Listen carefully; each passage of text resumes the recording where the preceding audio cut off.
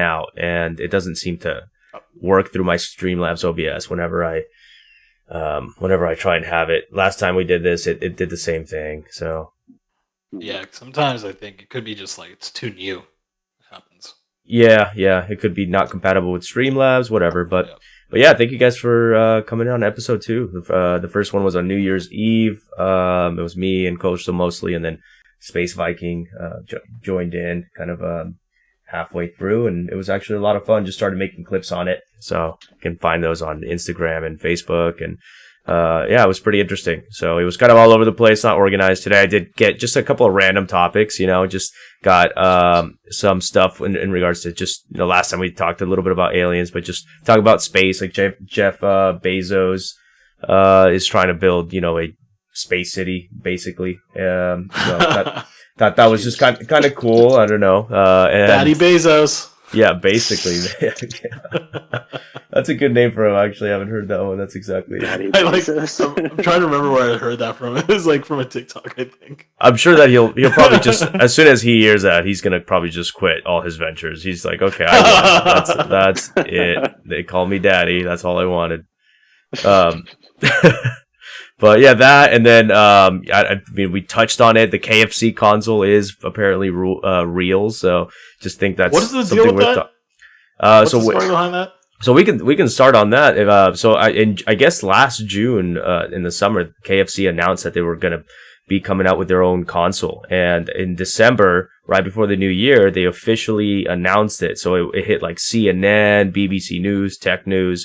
It is a actual console. It's almost shaped like a chicken bucket, but it has a built-in chicken warmer that supposedly uses the heat generated from the internals, and it has a tray that you can pop open and you can keep your chicken warm.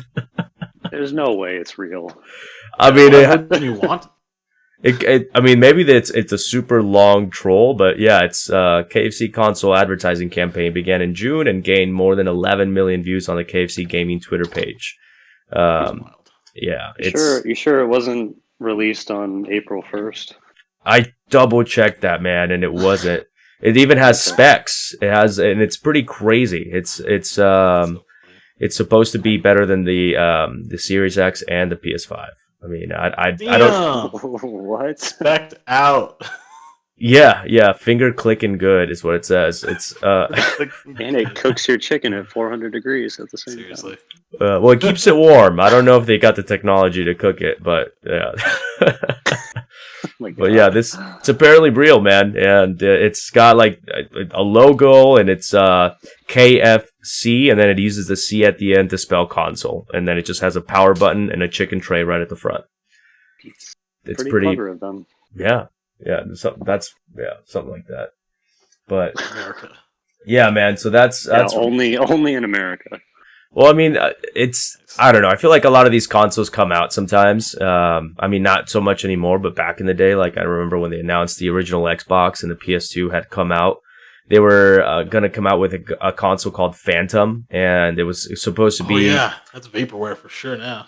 Yeah, it didn't generate enough money. It was a online-only console back then that was pretty huge, so no discs. It was all download. It had a service that was $10 a month, so you could just subscribe and download games straight to the hard drive, and it still had the option for dial-up back then, so which is pretty kind of crazy how things have changed. All digital on dial-up? I don't know about that. It's ahead of its time for sure. It's pretty wild though. Yeah, it was nuts, man. But I mean, then I think the company just went on to basically build keyboards that sit on your lap with like a little pivot table. I don't know. So there's probably reasons why it didn't work out for them. But go to the pivot to the PC hardware market. But yeah, so Costa, how's it been going, man? You got your new schedule up. I saw that you were just doing weekends now. I do, yeah. It just it got to a point where it just made sense. Like, I think talking to a lot of other people who've been streaming, I think level of consistency helps to get people to come around the same time. So if you haven't listed, it's kind of a good way to get people to crowd up at the right time. And I think overall, it's just I think I was streaming way too much. People are saying like sometimes streaming too much is not the right approach.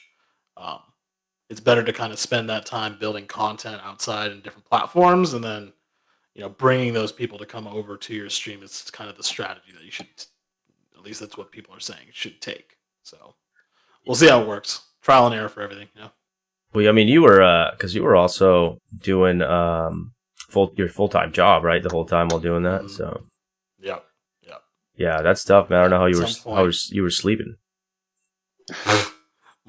Basically not. Yeah. I think I had probably like 3 to 4 hours of good sleep a day for like I did this for like at least 4 months.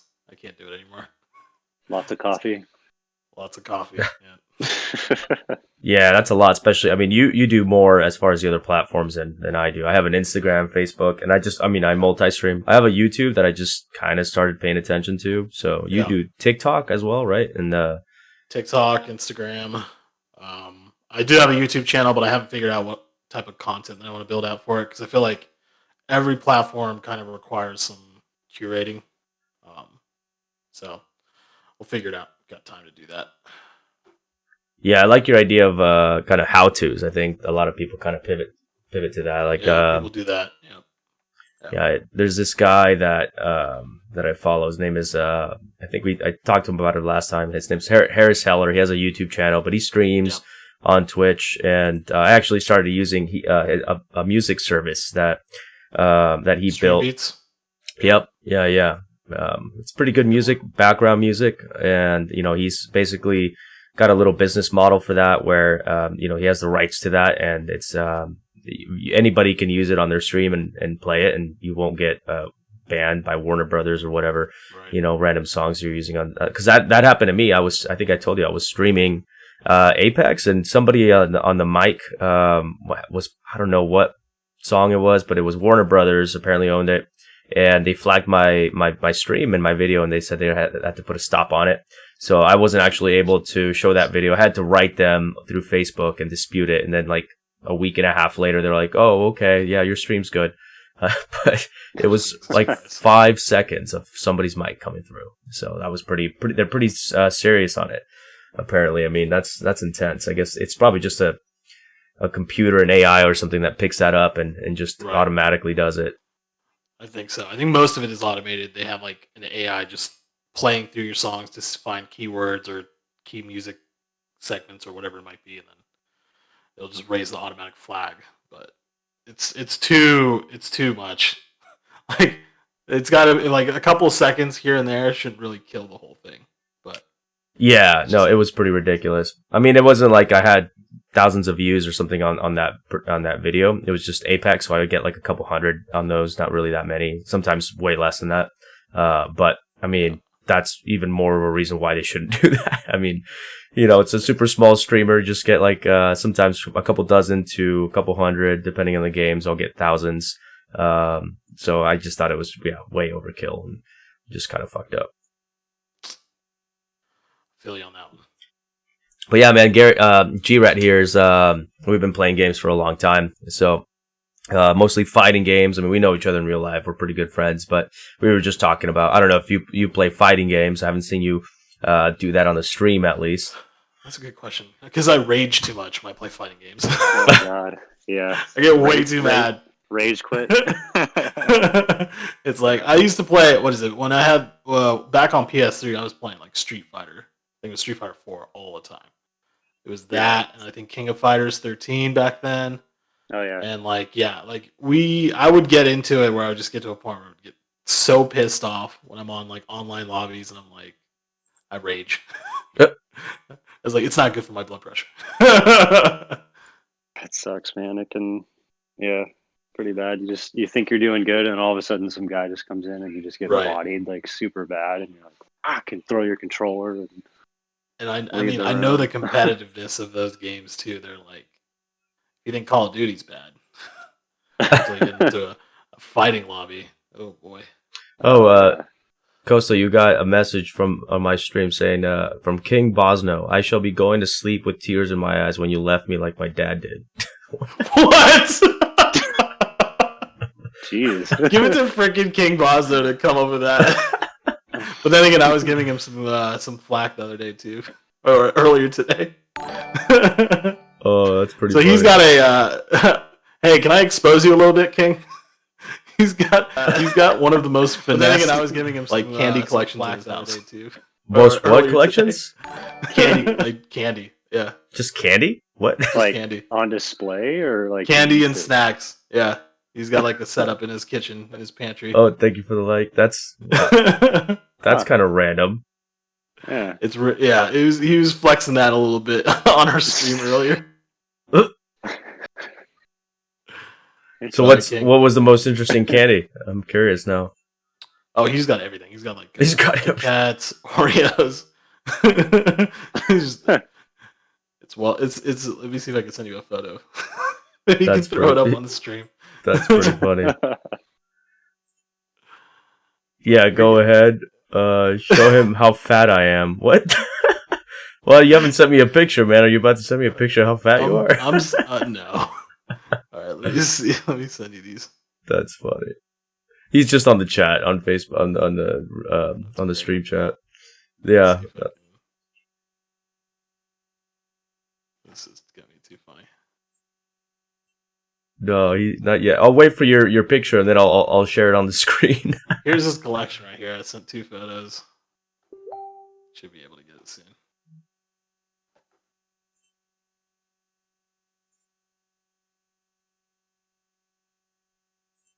Oh wow, it's like a big drawer. That's pretty impressive. Yeah, here I'll put some biscuits. He's got everything in there. He's loaded. Oh, he says it's for his kids, but it's really for him, according to him. That's awesome. Yeah, here I'll share it, but yeah, I mean, hey man, everybody's got a hobby. I mean, there's nothing wrong with that. King? He's calling it a hobby now. Nothing wrong with that. Yeah, I remember when I was a kid, man. One of my friends had like one of those baskets that hangs from like the kitchen, and it was just like full of like those really really probably unhealthy pies that you can buy from like Safeway and shit. And that was just like I would go literally to his house just to fucking see that stuff and eat it. But I don't know if you guys can see it on stream, but I'm gonna try and blow it up. The picture's a little small, but yeah, this is one of the drawers. There's some hot Cheetos, some Oreos, some cookies. Yeah, that's pretty impressive, man. Too funny. Well, yeah, is that were you guys just playing some Call of Duty just now? Yeah, but Warzone, man, it's still sweaty. I don't know. We were just getting wrecked back-to-back matches. So, it is what it is. Can't really find another game to really play right now. At least it's one that I can get everyone else to jump on. Like, we told each other, like, on a group chat earlier today that we're going to hop on zombies or something, and no one did it. Everybody decided to go back to Warzone. I'm like, oh, okay. Yeah, I mean, it's popular, man. I mean, but I feel like, you know, if you switch it up, you might get some more viewers. I mean, that's what ended up happening to me. It doesn't have to be an online game. I saw you. Oh, yeah, totally. Saw you play Valorant, which is actually really fun. I got that for PC and actually really enjoyed it when I played it. It's not too hard to get into either. Yeah, we could definitely run some Valorant too. I'm done. Yeah, Garrett, what you need to get in on this. You don't play any first-person shooters anymore. We used to be like a huge Halo guy. I remember that.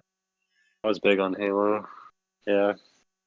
Halo. The last Halo I played was the one I really played online was Halo Reach.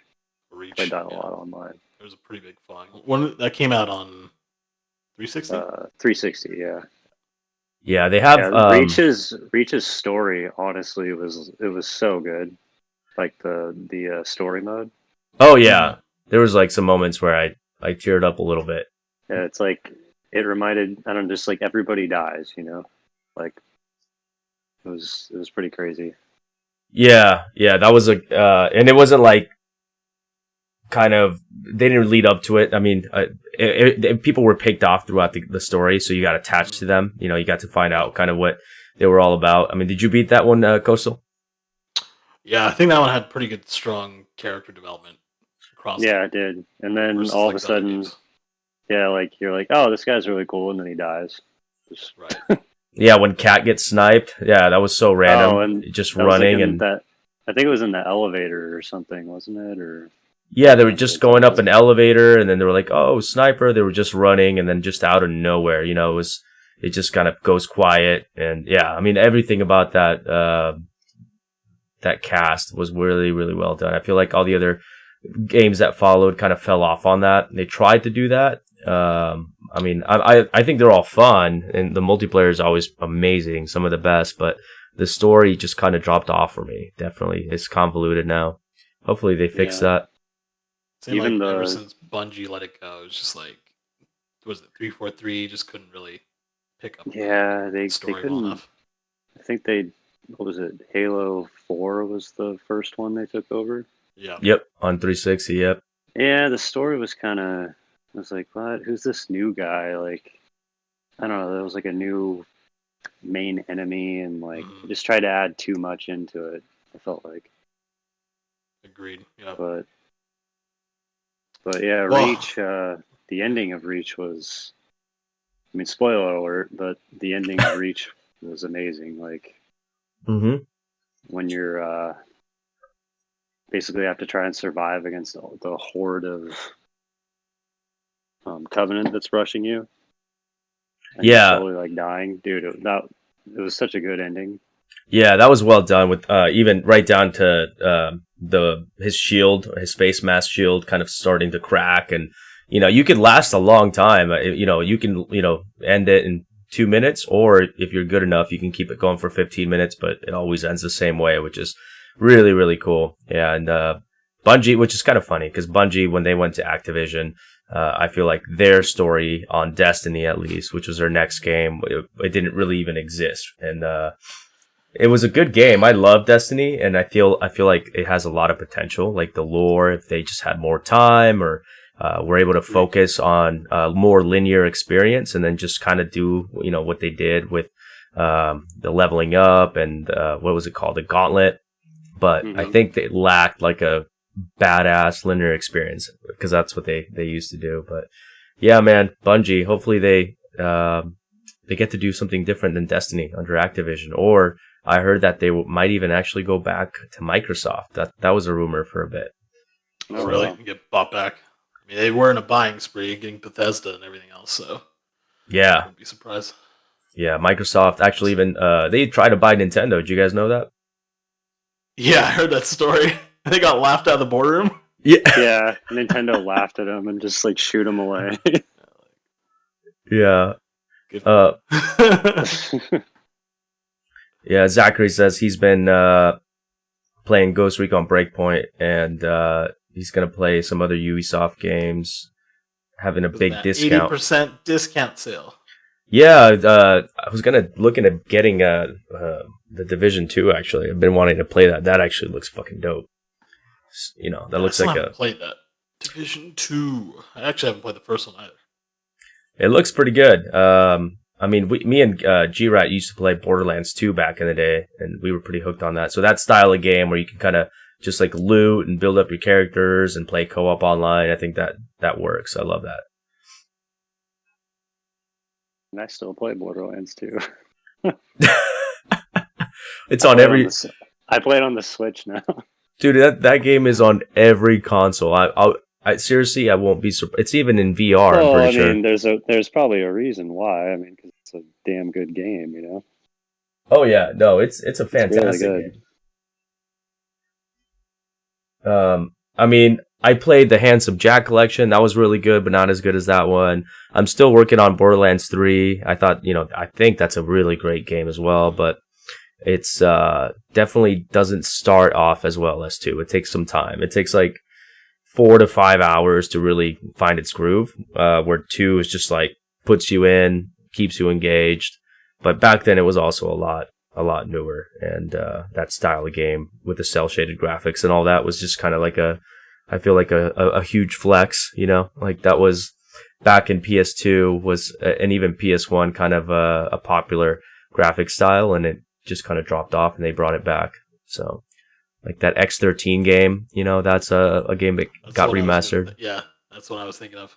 I was like, ooh, X13. Yeah, A lot of that. Yeah. Oh, did you like it? I never played it. It got remastered, but apparently people did not like it getting remastered. Really? It had a lot of issues apparently. I don't know what the issues are, but here I'll look it up. But yeah, the X13 remastered. Everybody was pumped. They hyped it up, and yeah, so it has a 2 out of 10 on Steam. So that's interesting. Yeah, it had a lot of glitches. Apparently, they literally took the original game and just like upscaled it, and that was it. They didn't like refine the controls, really do much with the graphics. They just kind of very minimally put it out as a PS4 game, or and you know, in current or last gen. But But yeah, me and G-Rat were talking about game tournaments right before this because, you know, we used to go to, you know, kind of getting into current state of the pandemic when it comes to video games, tournaments, conferences, and all that, which is just really too bad because we play a lot of Smash. We used to play a lot of Marvel vs. Capcom, like huge Marvel vs. Capcom fans. So we used to play at least against each other, but follow, you know, professionals and just kind of learn from them online and watch these conferences like Evo. And yeah, I hope they get to come back. I don't know if you were into that, Coastal, but I mean, I feel like there's also a lot of, for me, just getting into this whole streaming thing would have been really cool to at least go to like a streaming version of that. I forget what they call it, if they have one big one, but where you can just go and meet other streamers and introduce yourself and have people meet you, you know, probably definitely not me. I would just be like, you know, going and saying what's up to the people I follow on YouTube and just kind of supporting them that way. But hopefully that shit comes back soon. Yeah, I mean, I feel like with the pandemic, everything's kind of gone virtual. So they're doing all these what is it, tournaments with MCs and things like that, which is kind of cool. I think there was one of my buddies, I think was TwitchCon. That's what it is. Is it TwitchCon? Oh, TwitchCon. Yeah. Sorry, Zachary just chimed in on the chat. Zach, there you go. Yep, TwitchCon. That's what it is. Yeah. I think we can probably set up our own tournament. We just have to get the right people in terms of getting groups in, but I think there's a couple of people that I might know of who are out in the UK who do their own tournaments, and we could probably see if we could partner with them or something. That'd be cool. Yeah, I'd be down. I mean, I was just talking about, I miss Marvel vs. Capcom 2. That's a great game. Or, I don't know, the new Dragon Ball Z game, I have it. I didn't really dive into it too much. It kind of reminds me of Marvel vs. Capcom 2, where you can swap characters in and out mid-fight. I don't know if you guys played that, but... Dragon Ball Fighters. Yeah. I follow it. I follow a lot of like the fighting game community stuff. That I don't really play it, but I like watching other people play it. Hell yeah! I kind of know what's going on as far as all the fighting games go, but I don't actually play them. But like Dragon Ball Fighters it's a really fun game to watch. Like watch high level play. You know, like it was one of like at you know, the big tournaments they have once a year, Evo, Evolution fighting game tournament. Yeah. Dragon Ball Fighters is like one of the big main like headliner games of every year, and it's just really fun to watch like pros play that game. Like they're so good. Is Marvel vs. Capcom still around? No, Ultimate Marvel vs. Capcom hasn't been at Evo for a while. Since the third one. The hype on it kind of died out. There's still a few guys that do it. Like there's this guy called IFC Yipes. He runs like this group called Curly Mustache.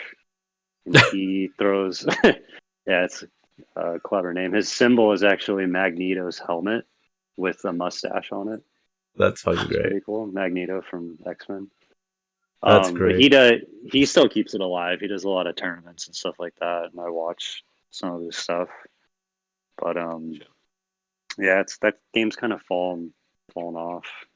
That's too bad. Like, as far as like, you know, the mainstream like fighting game tournaments go, it's not really on those anymore.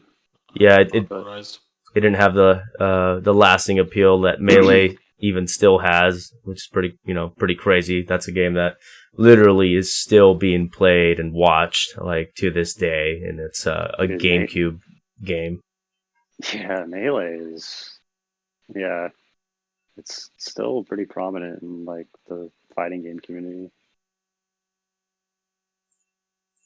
Hell yeah, but well, I mean, what are you what do you play right now, Garrett? I mean, we don't really get to play games on the couch anymore lately, obviously, but I mean, we were playing. So I mainly just play things on my Switch because the Switch I have multiple docks. I have 3 docks like in different rooms, so I can just kind of whatever I'm playing. Like if my girlfriend wants to watch something in the living room, I can go to the bedroom and just keep playing what I'm playing. It just makes it kind of easy. Yeah. But I like playing a lot of indie games on the Switch, like Hades. I was telling you about that, Edgar. Oh yeah. No, I looked at the trailer for that. Looks good. Yeah, IGN gave it Game of the Year, which was interesting. What's it called? Hades.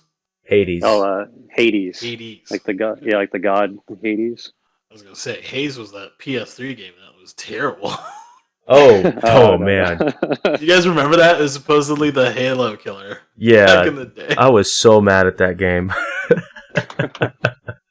I was so pumped for that, man. I mean, yeah, that was a terrible, terrible game. Yeah, if you watched the trailer too for it, pumped you up so much. It was just like really well done. Yeah, like it talked about how you could like. I remember because I'm so mad at it that you could basically you were like a mercenary or the enemy at first, and you got recruited into the guys that get pumped up, but the dialogue was like the worst part. It was literally like they tried to make them sound like the most bro dudes ever. Everything they said was just a bro line. Like it was just too much, man. I don't know what happened, but I know the PS3 was difficult to develop, but that's not an excuse. I mean, come on. I know. It was, oh my god, super generic.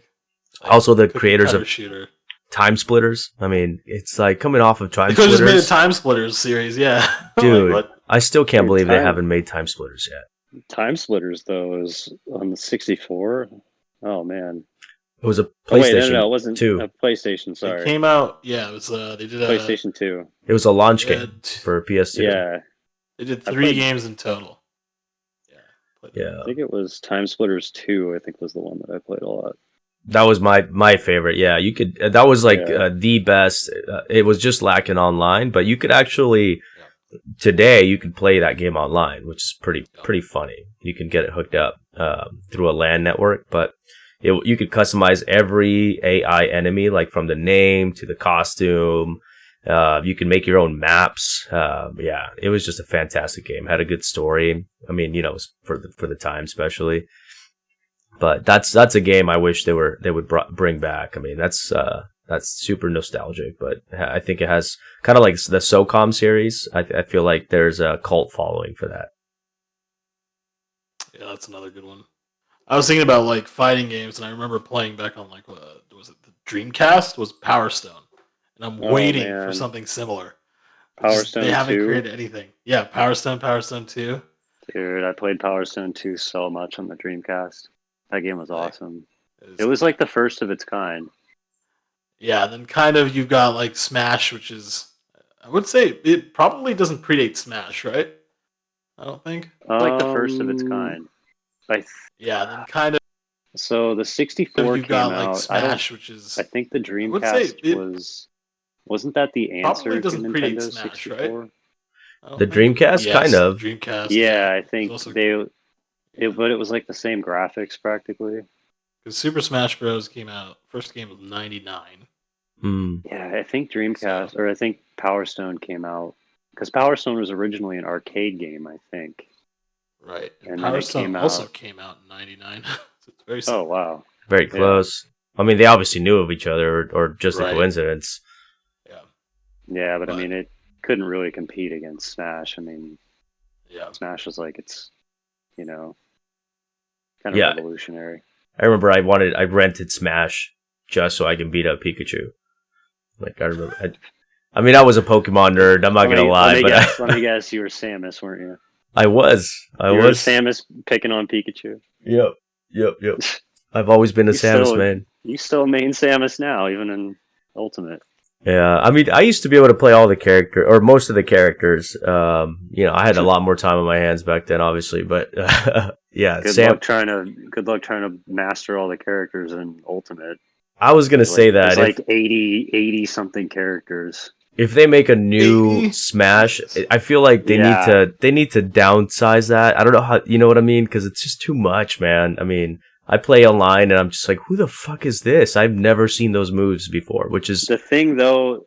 I agree. There's a lot of characters. There might be too many, but I kind of like it because it gives so much variety to the game. Like, I don't know. Smash is the reason why I love playing it so much is because like it's fun. Like, especially when you play doubles, you can just do like the most ridiculous stuff. Like you can do like different things every time, and like the way you can kill somebody and just like the shenanigans that happen, like it's a lot of fun. Oh no, I agree with that. It's fun to watch too. Like it just doesn't get boring like watching it. Like I just have replays. I have it on my TV right now, just replays of random people on Smash. I'm just watching randomly replays while I'm talking to you guys. Yeah, I love that feature. You can just press one button, it saves a match. Yeah.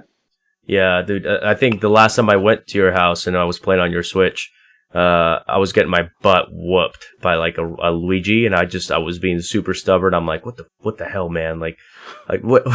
I gotta be able to at least put up a fight. And I saved.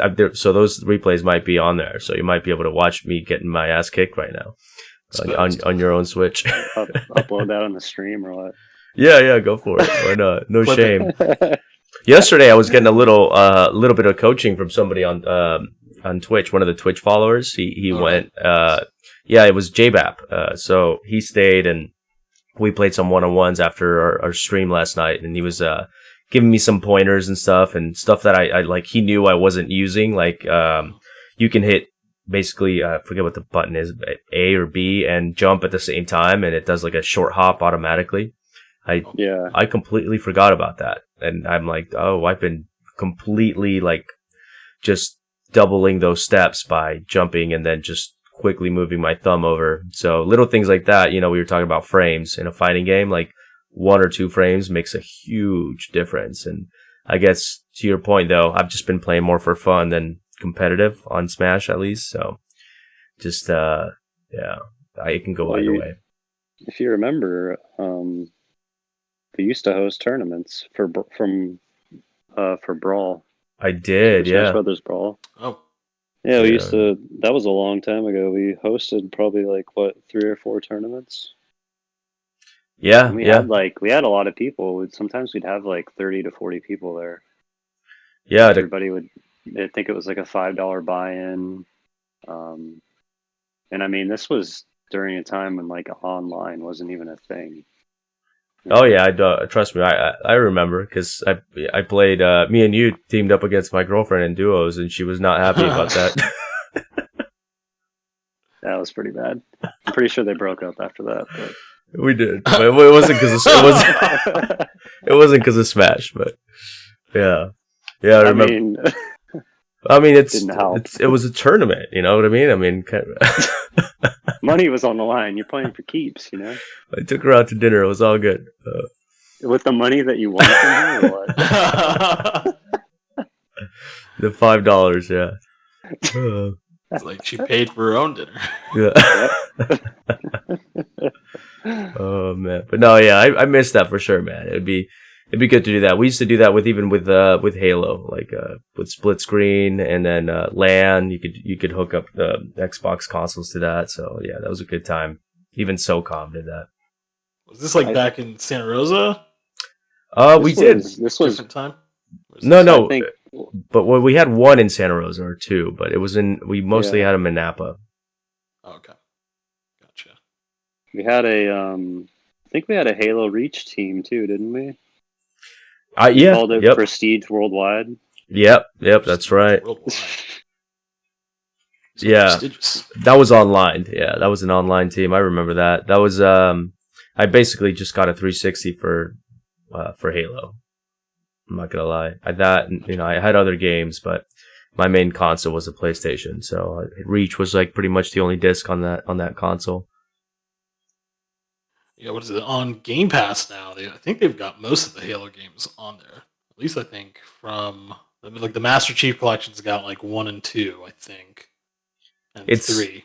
It's got they actually added Reach to it too. I think they also have Ooh, nice. And 4, I want to say. Reach, ODST.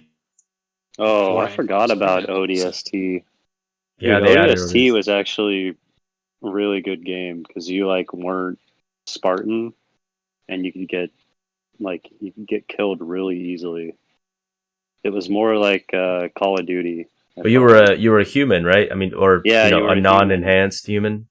Yeah, but you were basically fighting all these crazy aliens and stuff like that, and you could just if you get shot like twice, you're basically dead. Well, there was no health regen, wasn't it? Yeah, there wasn't a health regen. You didn't have a shield or anything like that. It was a lot harder That's awesome. than like the regular Halo games. So I gotta ask, are you guys following this this current GameStop fiasco and the stock market? Oh yeah. I'm following the memes. The Well, that memes are works. pretty good. That works. Yeah. Before Yeah. I talk about that, Zach here, I think Zachary said something. He misses playing against his cousins and friends back in the day. ATV Unleashed. Oh, dude. Oh yeah, ATV Unleashed. Hell yeah. Man. Hell yeah. That was the mini games on that. Yeah, I agree, man. I forgot about the mini games on that. That was a lot of fun. But yeah, man, fucking sorry. But the GameStop thing is crazy. I kind of ignored it for a little bit, and then I looked at GameStop stock just recently, and I'm just like, I'm blown away, man. I mean, you could have bought $60 worth of stock, and you would be pumping out $3,200 right now. Yeah, it's crazy. Crazy. I mean, I don't know. Have you guys seen that forum though on Reddit, Wall Street Bets? I haven't actually been on it. It's like it's supposed to be like playful, but kind of like roasty a little bit, where like people go in there to legitimately get roasted by these so-called Wall Street traders, and it's supposed to be like a meme. Like that's how like even QAnon kind of started the same thing. It was supposed to be a joke, right? But they had like these users who were legitimately like looking at the market, and I think one of the guys who's like he put in I think it was like $80,000 or something back in 2019, and what is it like now? It's worth like 140 million or something like that, or 45 million or something like that. Wow. I'm like, Jesus Christ! But he so the story is that he called out the fact that a lot of these hedge funds were playing some risky bets where they were literally shorting the stock when it was like at $4, which is like at $4, it's basically close to nothing. Like if you're still going to try to short a stock at that level, it's like it's crazy. Like that's highly risky. Like at any point that stock could go up in value and they'd get screwed over. So it's kind of like they knew what they were getting themselves into, and these guys just kind of exploited that a little bit. You know, that part is honestly pretty awesome. I think that kind of. Well, I mean, it's not. It kind of goes to show how kind of that whole stock market thing. Everybody says, "Oh, it's really bullshit. It's up and down," and I mean, it's kind of true. Like a lot of these guys that have a lot of money have a lot of influence in getting other people to buy or sell these stocks, and they know what they're doing when they influence those people to buy and to sell. They are the ones that benefit, and they have the platform to be able to get people on board. So they're just kind of exposing that BS, and it can happen with random ass stocks. It can happen with, stocks that people follow for a long time, and then just out of nowhere, they know that, okay, this stock has been around for a long time. Let's go ahead and talk about it on my platform. They get more people on it. It brings the value up. They sell it, they make a bunch of money, and then it drops it, and then they use that same money to buy all that stock because it drops, and then they just kind of keep doing that shit, and it's finally kind of being exposed. And I think that's funny. I honestly, if I buy stock, it's long hold stock, so it's just like safe shit, and it's not very much, that I get into, but it's more like a 401k type of situation for me. I'm not trying to make a quick buck out of it. I'm just like pulling it out in years and hopefully making 5-10 grand. But I'm talking about like 5 to 10 years worth of long holds. So for me, this is just kind of fun to watch. Honestly, I'm enjoying it. Yeah, I mean, they're talking about like Civil War, like this is New Age Civil War. They're literally using all social media, the internet to like stick it to the man kind of deal, right? Yep. It's just it's vastly different than anything that's been done before. But I mean, you basically, I mean, it enforces this idea that really the stock market is not about the fundamentals, and that's been probably going on for the last like 2 decades now with the stock market or the tech bubble from 2000 to the housing crisis in 2008 and then to the pandemic now. It's like there's no real correlation between how the economy is doing versus what's going on in the stock market. So it's but there's also some like there's some concerns right now with people where it's like you've got this whole Robin Hood situation where they're able to basically just put a limit on the number of buys that you can do or completely cancel out the buy portion for these stocks. And that's kind of concerning because if you really think about it, that's kind of a form of manipulation in and of itself. It's a stock that individuals own, right? And you're telling people that they can't buy it anymore, but they can just sell. I mean, that's just going to drive people to sell the stock. Like, yeah, that's the BS part of it. So, I mean, when Congress is getting involved, then that it's a pretty big deal. I mean, they're definitely addressing it both sides. So it's getting interesting. It's kind of I've been following it, so I just wanted to see what you guys thought, but I didn't buy any GameStop stock. What's crazy is that I mean, GameStop is kind of like a dying breed. Like a lot of stores are closing. It still is. And like, yeah, it's still dying, but then it's like, oh, now the stock is like through the roof, Well, I thought, I mean, I'm pretty, it's more of a, for them, I think it's just their business model. I mean, they depend on selling games physically, consoles physically. Their online platform isn't really meant, or adjusted to how the rest of the world is doing business. So regardless of how their stock is selling, I think it's going to die unless they change how they do business. I heard that Microsoft was actually going to buy the majority of GameStop stores, or them as a whole company, and they were going to do something with the physical stores. I don't know if that's still happening, but that was a rumor for a while that they were, yeah. Because they used to have their existing Microsoft stores to compete with Apple, and I think they announced like mid last year that they were closing all of those stores. So they were transitioning completely to online. Like, unless they're doing like a real estate play, I don't think they're going to be able to, or there's really no interest for them to have to do that to get physical stores. I think that's why they're pushing Game Pass so much right now with the whole digital push. Yeah, that's my thought on that. Makes sense. Yeah, this was also kind of old back in late October. But yeah, I mean, I just thought it was funny, that and the whole like what is it called, Dogecoin thing. Like, it's just that shit was literally started as, the whole Dogecoin was started as a meme. Yeah. So I mean, if you really think about it, it's like if people want to go towards this decentralized system where people can't influence whether or not they can purchase or sell individual or currency or stocks, whatever it might be, then crypto is kind of your answer to that.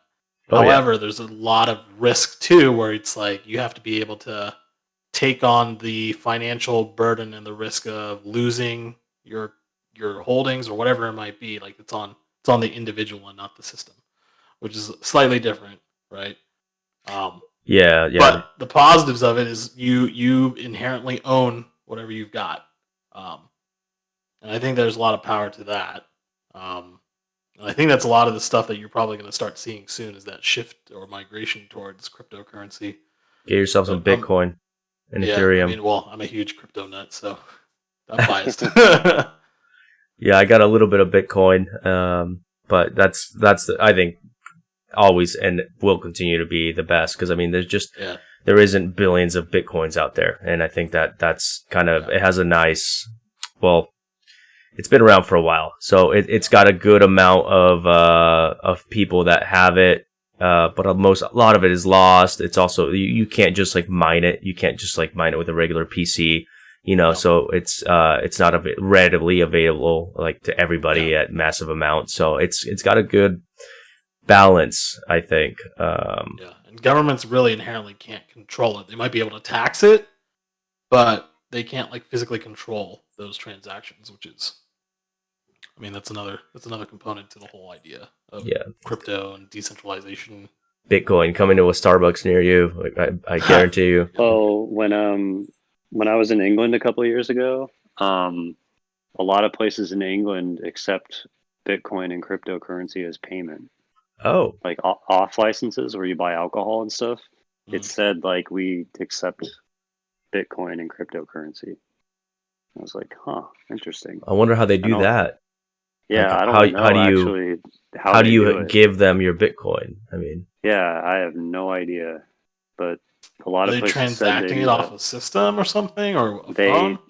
I don't know. They have to because I mean I don't have any Bitcoin, so I never tried it or looked into it. When I was there, but there's just a lot of signs in front of stores that said they accept it.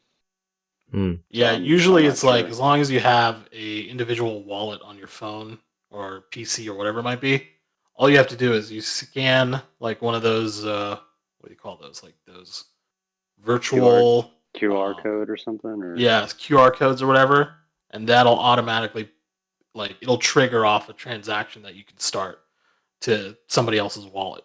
So kind of like Apple Pay or something like that. So, yeah, exactly. Same thing. Well, some trading platforms do have the ability for a wallet for crypto. So, but I mean, as like that's super interesting. Like as a business, like how do you take that and then translate it to everything else? Physical money that you can use towards your business. I mean, that's pretty cool though. As a business, if you're able to do that, then you can like potentially bring in some, let's say Bitcoin, and then it's worth less that day that you get it from that customer, and then the next day it just skyrockets. You're literally like, you're selling your latte at $3 and getting $3 of Bitcoin, but then, you're making $3.20 the next day, or so. I mean, that's what I'm curious about. What these businesses are doing, like that's pretty interesting. That's awesome. I didn't realize that there was anywhere that did that, but yeah. I mean, the thing is that the volatility is going to remain for now, but eventually, once Bitcoin gets to like a price that's essentially, people are saying if it gets to a level where it's like hundreds of thousands of dollars, almost millions of dollars, like there's going to be stability because people won't be able to trade large sums of Bitcoin all at once. So a lot of the volatility is being driven by those large transactions that are going on right now, and that is eventually going to smooth that volatility out. And that being said, like also like we're talking about these transactions, right? Like right now, a lot of these like transactions between wallets are done by these crazy like sequence of numbers and letters and stuff like that. And that's right now, that's just let's think of that as kind of the back end to what it could be in the future. Because like if you think about like when the internet started, right? If you wanted to go to a website back in the day, it was like you had to type in the IP address to get to that website. That's kind of the stage where a lot of the cryptocurrency wallets are in right now. And I think at least what I've been tracking or looking at is domains related to wallets specifically. So people are creating domains that are tied to specific wallet addresses, and they can use that as their means of, as kind of the forefront to tell someone like, hey, send me money to this domain rather than this wallet address that's like just jargon, right? Yeah, It looks like So, a bunch of like a Facebook, like a MySpace page, HTML. Right. Yeah.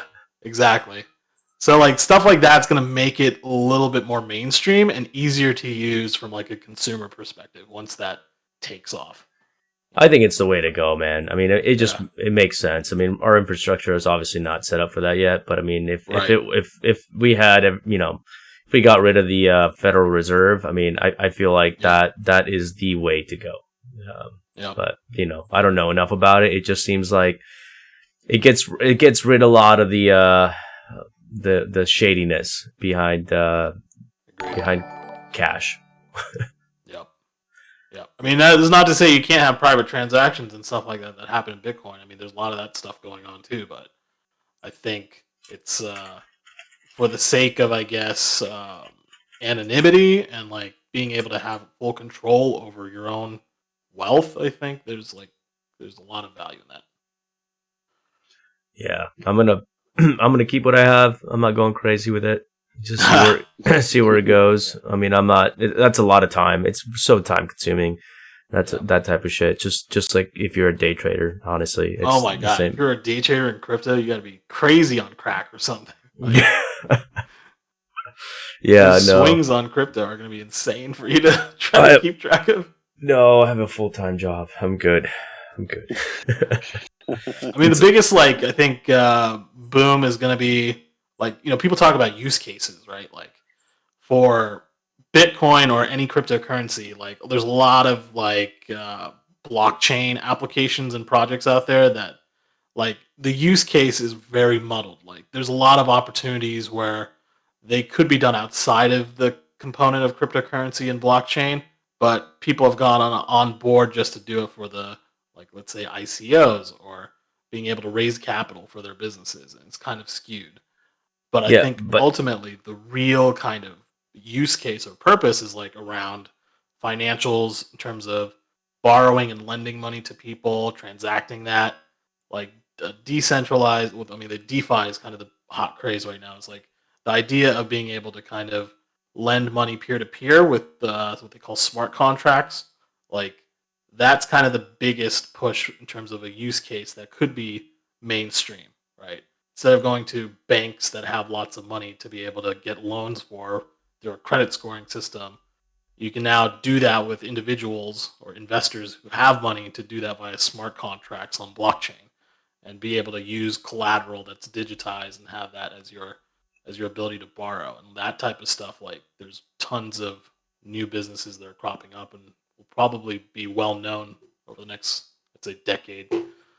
It's anyways, that's my rant.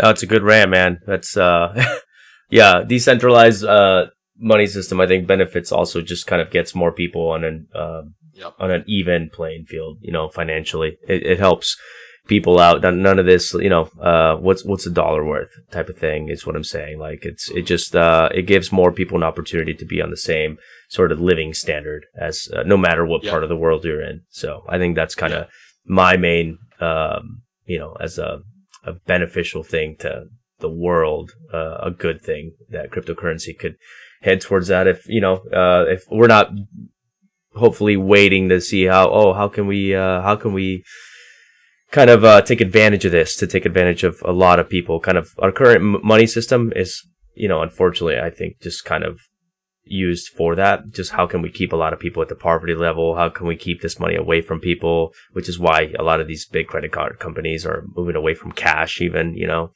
So I don't know. It's conversation's getting more in the political side when it comes to that thing. But I mean, as a whole, I think that, cryptocurrency can be used to get people on an even playing field, or give people the ability to at least get there.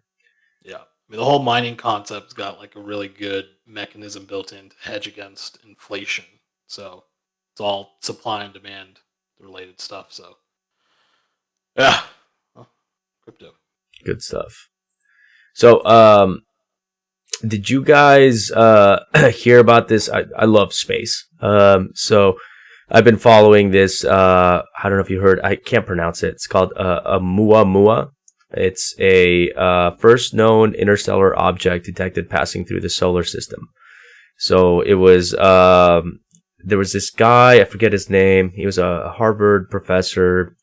He's a big push on this, but basically this it looks like an asteroid, but it has a lot of characteristics of a comet. So it moves on its own, or it moved on its own. It went past Earth already. Have you guys heard anything about this? It happened a couple years ago, by the way, like 2017. Yeah, I think I heard a story. I've heard the story about it. I just didn't know the full detail around it.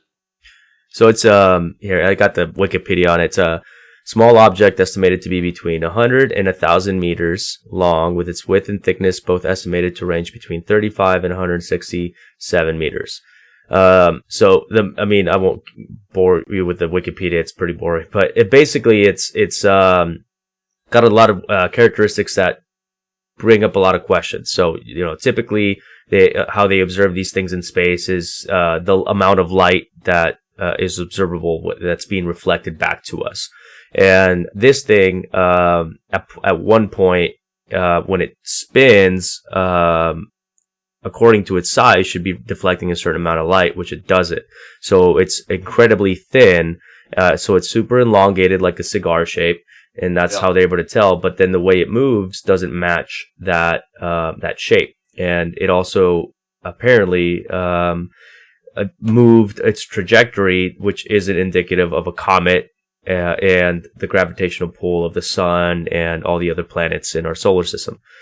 Specifically, when it was going, by Earth and close to our sun, it didn't move the way it should have moved based on the size observed through that light. So they're saying that it's probably, if you're, unless we're missing something, which, everybody's pretty confident we're not, there's some sort of control mechanism that is moving this object. So they're saying, oh, this is a satellite, and it's not obviously from us, unless, it's something we set. Aliens. Well, it's something it's something weird. It's something definitely that is definitely our, obviously our first time ever observing this, and people from every walk of the scientific field are pretty intrigued by it and trying to either, prove one thing or another, meaning they're either trying to say, yeah, this is probably alien. It's the only, just by process of elimination, they're basically coming to that point, which is pretty interesting. So I don't know if you guys are into that sort of thing, but I definitely find it super interesting, and I am definitely following this, and it's been going on since 2017. So it's wild. Yeah. Well, I mean, it's going to get released eventually, because didn't that executive order get signed to release everything the government knows about UFOs or something like that? Yeah. It's I don't know actually if it's not a executive order. It's just part of the stimulus bill. Here, I'll look it up what it is, but I don't know if that has anything to do with it. It's more like let's see. Oh, God damn it. This is Vice. In short, UFO reports could be published by government agencies in 180 days. So in the stimulus bill, there was, I guess, a part of that said that, and I think it was by Ted Cruz. He put that in there, that they have to talk about the aerial phenomenon, that whatever the Pentagon has on that, they have to say something about it. I don't know to what extent. What I'm thinking it is. That is a clause in the stimulus bill. Yeah, that's very specific. Why is that a priority? That? Yeah, it's so weird. I don't. It's a know. It's a bill. I mean, it's something for like relief of COVID-19, and then they're like, "Oh, let's just throw this in there." The people need to know. Yeah, I mean, I think it comes from a lot of people, and obviously, a lot of the politicians that are involved in creating these bills aren't probably told everything for security reasons. I mean, I think that's what it is. I think that it's literally some pretty amazing technology that we have, whether that means we created it or we found it, whatever it is, those guys should not have access to it. or I mean, you know, I'm assuming that's the mentality, and honestly, I agree. So I think it's some of those politicians that are involved in writing these bills saying like, you know, hey, let's put this in there. So they have to talk about this because it's on YouTube. There's videos of it. There's all this stuff on there. People are starting to ask questions. But I mean, I think it's a good move. So you think it's some type of technology that the government has? Is that what you're saying? Yeah, I think that it's been around for a while, and we just don't know whether we found it or whatever. I think, you know, we're obviously through trial and error willing to do a lot of things, and probably got the ability to at least use it, or maybe to some extent understand it, whatever it is. And it's a national security issue. I think that's what it is. That people, if they found out about it, would probably use it for really bad things, or it's just not a good idea to let other countries know that we also have it or are the only ones that have it, whatever it is. But I think that with the current political climate, I think it's good to take caution with our politicians. I don't think they should be involved in knowing about that stuff. So I think that's probably what it is, you know, but who knows? It's interesting. So, we'll find out by June. This is exactly like a book that is written by Ernest Cline, and I was actually telling you this the other night. The Armada, the book you recommended? Yeah. Armada, right? Armada by Ernest Cline, the same guy that did Ready Player One. Armada is a really good book, and it's exactly what we're talking about right now. Like, oh, shit. I can't give away the book because I don't know if you've read it, Coastal, or not. I want to read it. If you guys ever want to read a book, it's a good science fiction read. I don't want to give it away or anything, but then if you start reading it, you'll be like, oh yeah, this is exactly what we were talking similarities, about. Eh? Yes, very similar. That happens a lot, you know. So George Orwell is a big reference for that happening to some extent. You know, he writes about it, then it happens. That's true. Just like The Simpsons, you know. No, but yeah, but maybe they'll talk about Oumuamua. But I just thought it was really cool, man. Like from a nerd perspective, the Oumuamua thing. I think that it can go either way. It could be just we don't have enough technology to be able to tell what it is. But you know, the most important takeaway from that for me was that now there's a lot of initiatives to look out for this stuff. So if there's something else like Oumuamua coming through, you know, we're ready to send a satellite up to land on it or take pictures, because this thing moved really fast. And if we would have seen it a little bit earlier, we would have been able to actually do that.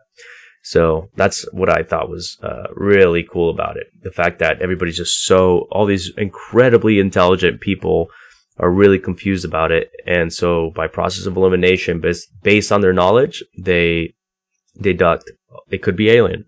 And that's pretty badass. So, I don't know. I like space. So, I thought that was super interesting. And so I was like, well, let's talk about that. And it goes kind of hand in hand with that whole government stimulus bill, which was really interesting. And, you know, we mentioned the Jeff Bezos, space station. So there's definitely a lot of movement, around space and getting us on the moon, getting us on Mars, obviously with SpaceX and Elon Musk and now Jeff Bezos. You know, you can go, you could literally go on vacation in space if you have enough money. So didn't they like announce there was like a handful of people who signed themselves up for a space trip? I forgot what it was. It was like these billionaires or something like that. 4 or 5 of them.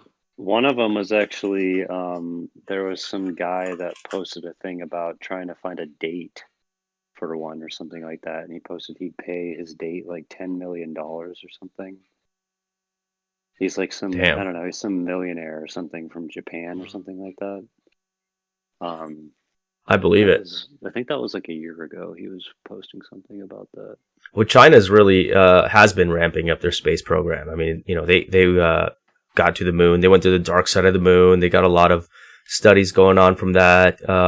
You know, one of their big pushes, and has been their big pushes, is to set up a new space station by 2022. and set up a permanent base moon. And I mean, that's pretty badass. I mean, I don't know. I think that's all good things. The more, we're able to get out there and have bases, and the more we're going to be able to get to Mars or just explore other planets, whether we can, actually live there or not. It's gonna, I think that's a good thing for humanity. But I don't think we can stay here forever, obviously. So if we're really trying to do this for the long haul, that's the move. Yeah, well, I was like doing some research on that, and I think Elon's got like an opposing approach where it's like he's talking more about like using other planets for resources to bring back to the Earth.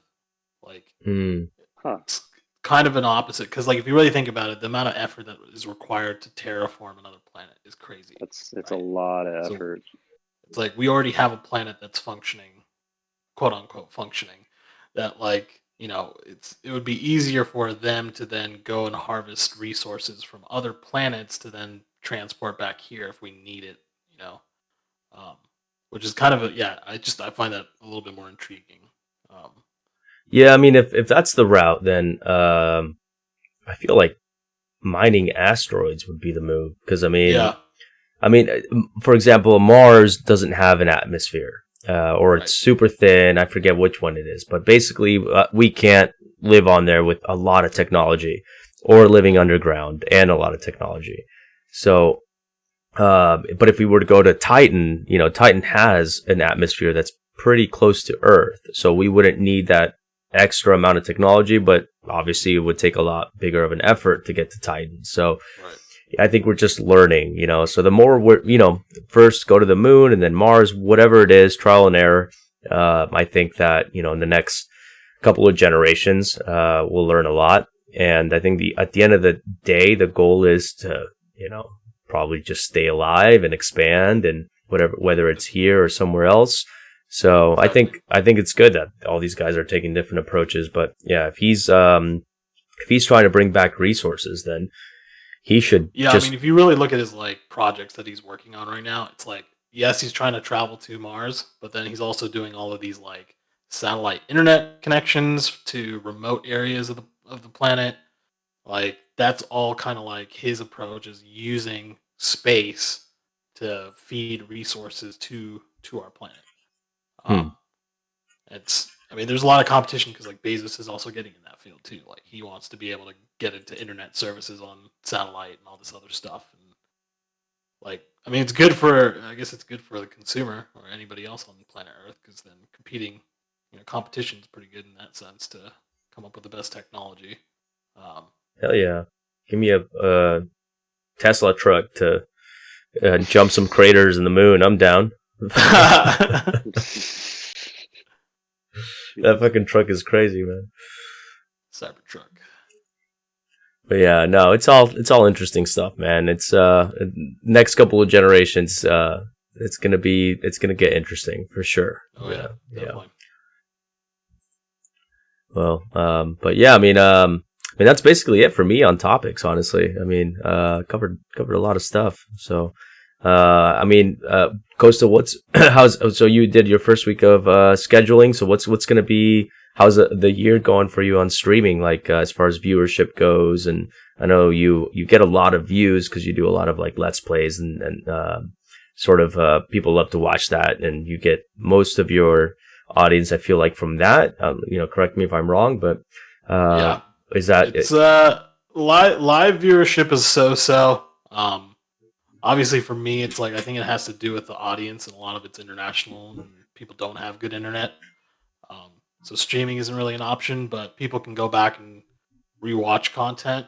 I see a lot of that happening. Don't know entirely what the game plan is, because Facebook gaming is very much steered towards having individuals who are consistent. I think I said that before. It's like they want people streaming the same game at the same time, at the same part of the week, like, just on repeat. Yeah. And the algorithm kind of pushes you for it. But Yeah, and then it's also purely, it's interaction based. Like more people that interact with your stream, comments, likes, whatever that might be, that also pushes that out to further people. So it's different. There's an element of like organic growth that's there besides other platforms, which is good because if you go to like Twitch or anything like that, you're gonna have to do all of that stuff by yourself, like in terms of outreach to get people to come and watch. Um, Whereas, Facebook will actually put that out to random people too, not just your followers or whoever it might be. Oh yeah. So, we'll see. I think for me, at least, just for sanity's sake, I think having a schedule and limiting it to like 3 days a week, I think is fair. And then, yeah, I enjoy building out like clips and content on different platforms. So I think that's another good way to siphon people into, the streams or whatever it might be. So right on, man. We'll see. Yeah, no, I like your content, man. I like the clips, and I think you do a good job. So hopefully it grows because it. Yeah. I mean, you have I know what you mean. Facebook is a little bit tough, because it's I think as far as I understand, it's mostly on donations, so stars. Right. I don't even know if some of the big streamers that I watch who have like 350, 400, sometimes they go up to 3.5 thousand viewers live. I don't even think I ever see any ads running during their stream. So it's based on sponsorship, connections, and stars. Exactly. So if you're really trying to make this like a I guess a career, like it takes a lot of effort. It's a full-time job, and it's not the actual streaming that's the job. It's everything else around it. Like you said, merch and subscriptions. I mean, that helps a lot, getting the ability. That's my next goal is to get to the point where I can get subscriptions in the next year. But that's going to take on it, and I've said this before, breaking away from Apex a little bit more, just because I just don't think I'm there with Apex where someone's going to choose to watch me playing Apex over somebody else.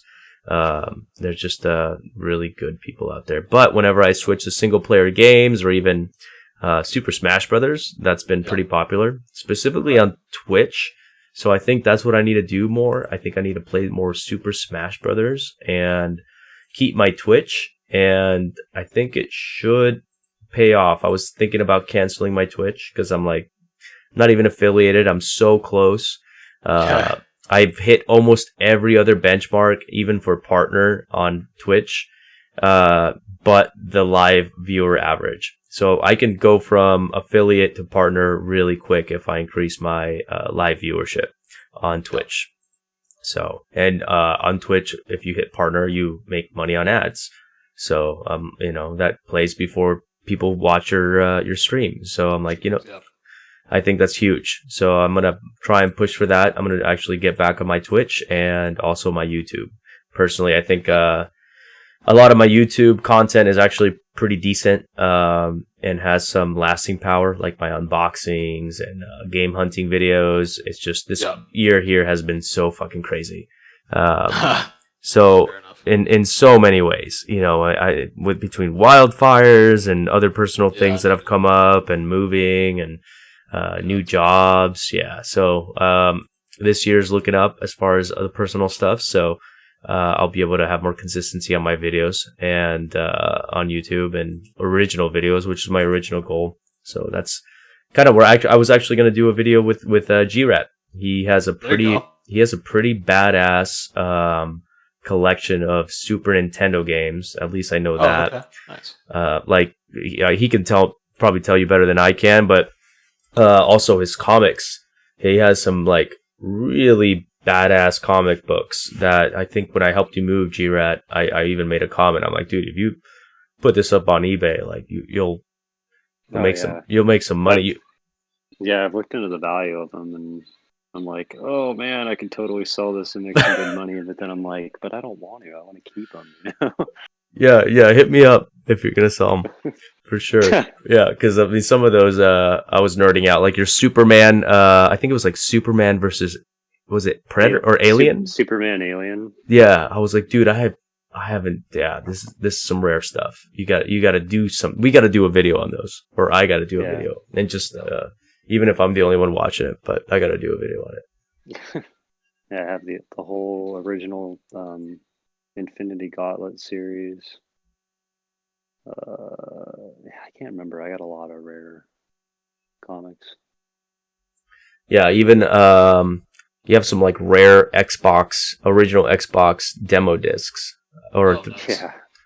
which is kind of a niche collector's item, but like I didn't even know you were. Yeah, you told me that, and I was like, really? I was gonna throw these away. Yeah, I think you told me, you're like, you want these? I was like, I felt bad telling you yes. So yeah, I was like, dude, you got to look up the value on some of this stuff before you decide to throw it away or give it away. And they were just they were those demo discs that come in like the Microsoft magazine or whatever that you used to get with Xbox 360, like back in the day. I just kept all of them. I didn't even know. Yeah, Edgar told me they're kind of worth something now, or they're collector's items. yep. But yeah, I don't know. I got to go through all my stuff and see. Yeah, I mean, if you want, we can do a video of it or something, and Yeah, at least your Super Nintendo cartridges. You have some really good stuff in there. Yeah, I got like over 50 Super Nintendo games. Hell yeah. Yeah. Well, yeah. I mean, unless there's something else you guys are you want to bring up, any topics, I'll leave it open. But I mean, that's pretty much it for me. I kind of want to get into a regular schedule with these, even if it's like once a month or every 2 weeks, and just kind of start getting better at this, as far as topics and organizing it and getting different people on here. I had a couple people that were interested, but I'm not going to lie. That was all on me. I did not coordinate this very well. Just my schedule's been moving around so much, but moving forward, I will be off on Sundays and Mondays and always available late night on the evenings. So I kind of want to start choosing a day for the podcast, and then that way I can get into a schedule for this is on Spotify, so I can upload it to Spotify, the video on YouTube, and then I've been starting to do clips for Instagram and for even for Facebook and YouTube, all the platforms. The clips I think are a good way to like just grab people's attention, and then if they like it, they can check out the full audio or video version. But yeah, it'd be really cool to get you guys in on this, regularly, whether it's like a rotating chair situation. I know you guys have your own schedules, but it's, that's definitely going to be something on my to-do list. And hopefully we can do one for February, or 2 preferably, and just kind of start getting better at the whole, topics again, and setting this up so it's like an hour, 45 minutes, as opposed to just kind of guessing how long it's going to be at the beginning. Yeah, definitely. Yeah, I mean, format wise, I think this time around it seems like it's gotten a fair better job from last time too. So people like seeing that progression. I think we've figured out all the audio issues from last time. Yeah, you've got a handful of topics for us this time, so I think we're doing the right thing. I think we're all headed in the right track. So yeah, thanks, man. Yeah, the audio issues last time, I kept cutting everybody off because it was like 2 seconds behind. I had to like listen to my own stream on Twitch and Facebook and then ask you guys questions. So definitely eliminated that issue. So I'm pumped about that. Well, right on, guys. Well, thank you. I won't take too much more of your time. I'm going to go ahead and just end it right here. And I'll definitely hit you guys up on the next one. And I really appreciate you guys tuning in. I know you guys have your own schedules, and it's pretty late at night on a Saturday. So it's definitely appreciated. Yeah, definitely. Good. Thanks for hosting us. Yeah, thanks for having me. Yeah, of course, man. Anytime. But yeah, I'm going to end the stream, and thank you guys. Have a good night.